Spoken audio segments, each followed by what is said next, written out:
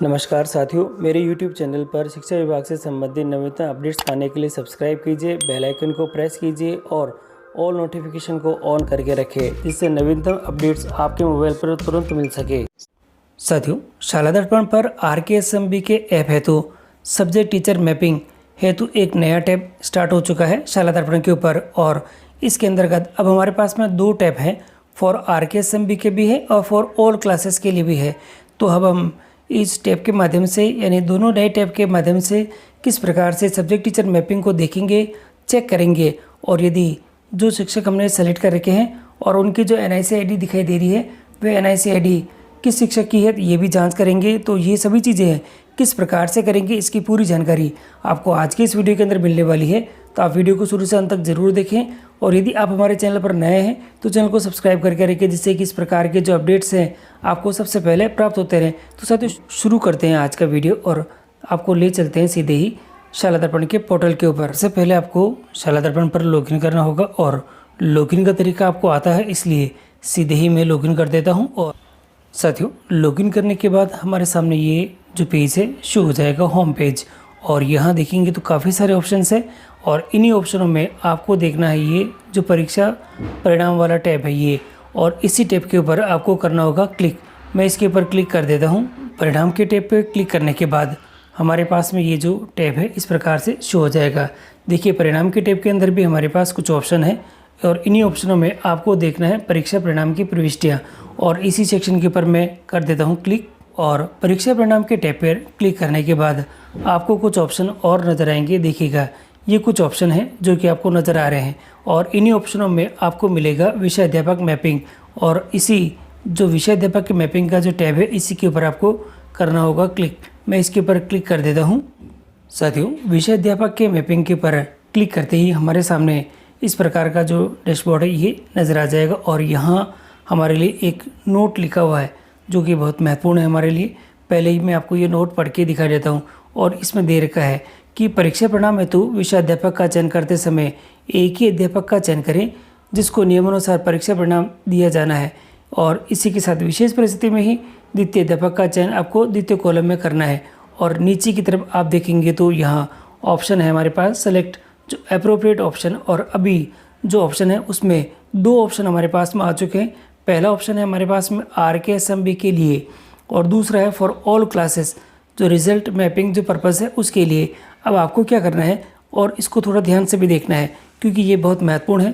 क्योंकि ये जो टैब दे रखा है पहले वाला टैब, ये जो हम RKSMB के ऐप का जो यूज़ कर रहे हैं उसके लिए जो मैपिंग है वह इसके अंदर आपको शो हो जाएगी।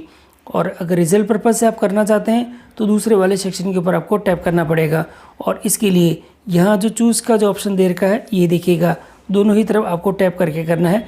तो सबसे पहले मैं फॉर RKSMB के ऊपर टैप कर देता हूँ। साथियों, फॉर RKSMB के ऊपर टैप करते ही हमारे सामने इस प्रकार का जो डैशबोर्ड है ये नज़र आ चुका है। और यहाँ देखिए, आपके पास में जो दिखाई दे रहा है वह है teacher subject mapping for the कक्षा 3 से लगा के 8 तक की है। कक्षा यहाँ दे रखी है, सेक्शन यहाँ दे रखा है और जो तीनों ही सब्जेक्ट के अंदर जो कौन कौन टीचर्स है और उनकी मैपिंग आपने कर रखी है उनकी यहाँ पे उनकी जो शाला दर्पण की यानी स्टाफ जो ID है वह यहाँ पे शो हो रखी है।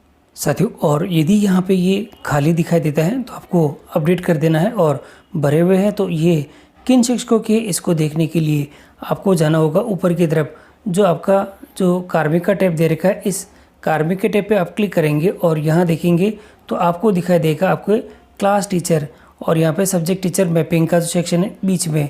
और ये दिखेगा क्लास जो दिखाई दे रहा है हमारे पास में सब्जेक्ट टीचर मैपिंग जो रिपोर्ट है आपके पास में कक्षा 3 से लगा के 8 तक का। और इसके ऊपर आपको टैप करना है और टैप करने के बाद आप यहाँ देखेंगे तो ऑप्शन हमारे पास में अवेलेबल है। इसके ऊपर मैं शो पे क्लिक करता हूँ और शो पे क्लिक करते ही आपके सामने जो स्टाफ ID किसकी शिक्षक की है ये सभी नज़र आ चुका है। देखिएगा यहाँ की कक्षा यहाँ दिखाई दे रही है, कक्षा 3 से लगा के 8 तक है। विषय यहाँ दे रखा है, सेक्शन आपके दिखाई दे रहा है और जो सब्जेक्ट है आपके पास में यहाँ आपके आ रखे हैं। एक एक सब्जेक्ट आप देख लें, हिंदी है, इंग्लिश है और ये मैथ्स दे रखी है। तो तीनों ही के अंदर जो स्टाफ ID किसकी शिक्षक की और यहाँ देख सकते हैं। और ID देखने के बाद नीचे देख लें कि ये जो ID है वो किस शिक्षक की है। तो आपके सामने यहाँ पे क्लियर आ चुका है, ये स्टाफ ID दे रखी है और यहाँ पे उस शिक्षक का नाम आ रखा है पोस्ट क्या है उसकी और सब्जेक्ट क्या पढ़ाते हैं और उनके मोबाइल नंबर यहाँ पे क्या दे रखे हैं, ये सभी जानकारी आपको यहाँ से प्राप्त हो जाएगी। और अब मैं वापस आपको उसी टैब पे ले चलता हूँ और वापस दिखाता हूँ कि जो अगला सेक्शन है उसमें आपको क्या करना है। इसके लिए परिणाम का टैब में जाते हैं, जो विद्यालय परीक्षा परिणाम प्रविष्टि है, विषय अध्यापक मैपिंग दे रखी है। और यहाँ अब जो हमारे पास में ऑप्शन है देखिएगा, यहाँ अब हमारे पास जो ऑप्शन नज़र आ रहा है फॉर ऑल क्लासेस का दे रखा है। और इस ऑल क्लासेस के पर्पज़ के ऊपर अब मैं क्लिक कर देता हूँ और यहाँ आ चुके हैं। और यहाँ देखिए तो सबसे पहले हमें सेशन सेलेक्ट करना पड़ेगा और सेशन में सेलेक्ट कर लेता हूँ। देखिएगा 2021-22 और 22-23 आ रखा है। यदि आपने गलती से 2021-22 का कर रखा है तो आप 21-22 का कर रखा है तो आप उसको देख ले पहले, और फिर आपको जो 2022-23 सत्र का वो करना होगा। मैं 22-23 कर देता हूँ। क्लास में सेलेक्ट कर लेता हूँ कक्षा जो मेरे पास में 3 दे रखी है और यहाँ पे सेक्शन में ए कर देता हूँ और यहाँ पे गो करता हूँ और देखता हूँ कि क्या डिटेल यहाँ पे आ रखी है। देखिएगा ये जो कक्षा 3 के अंदर जो विषय अध्यापक हैं और कौन कौन से हैं जिनको हमने सेलेक्ट कर रखा है पहले से ही वो आ चुके हैं। अगर नहीं कर रखे हैं तो आप थोड़ा यहाँ पे देख लें। साथियों, यदि आपने इन जो शिक्षकों की मैपिंग यहाँ पे नहीं कर रखी है तो आप यहाँ पे देख लें किस प्रकार से करनी है। इसके लिए सबसे पहले जैसे सब्जेक्ट दे रखा है हिंदी है तो यहाँ पे 3 तरह की यहाँ पे टीचर का लेवल है, वर्किंग है, रिलीव है और यहाँ पे दे रखा नॉट एप्लीकेबल है। वर्किंग है, रिलीव है, नॉट एप्लीकेबल है।